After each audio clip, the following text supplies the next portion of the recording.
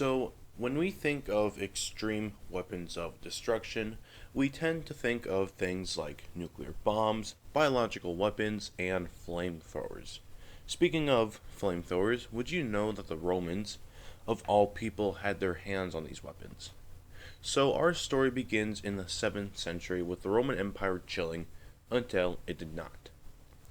You see, the conquest under the Emperor Justinian the Great, while glorious, put a lot of stress on the empire, and the province of Italy was turned by constant war, with the Ostrogoths and later the Lombards rampaging through Italy. Meanwhile, in the Balkans, the Slavs and the Bulgars were kicking around a Roman-shaped ball, per se. To make everything worse, one of the largest plagues had ravaged the empire, and a new war had begun again with the Sassanid Empire. By the end of the war, the Romans were too weak and slightly lacking the competency to repel the Arab invasions. With this, the empire was stripped of Egypt, Syria, and the Levant. During this desperate moment is when, according to some accounts, a Syrian refugee known as Kallinikos had presented the emperor with a substance we call Greek fire. Some believe he merely introduced an improved version and that was already created a few years prior. But they had many names for this interesting substance, like sticky fire, sea fire, and Roman fire. The first major use of this happened during the First and Second Arab Siege of Constantinople, where they did prove useful. However, one drawback of this weapon was that the weather and wind had to be very calm and the wind blowing towards the enemy.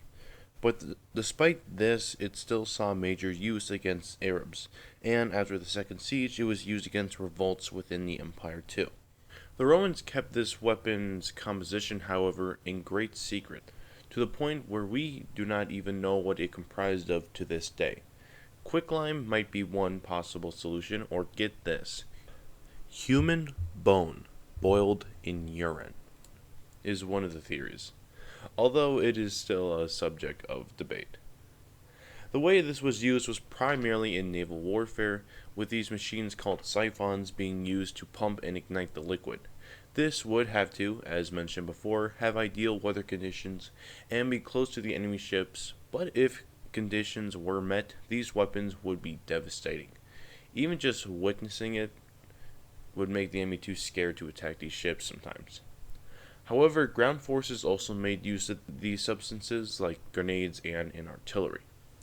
We constantly get reports of its use even up to the Crusades by the historian Anne Komnenos.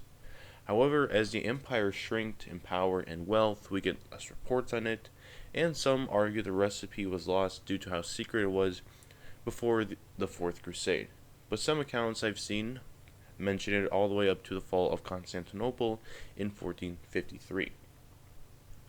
However, other people made their imitations of Greek fire, but overall, the Romans made it a notorious weapon in their arsenal. If you noticed, this is the first video on my channel, and if you are interested in seeing more content, as most people would say, like the video, and if you are feeling generous, you can always subscribe as well.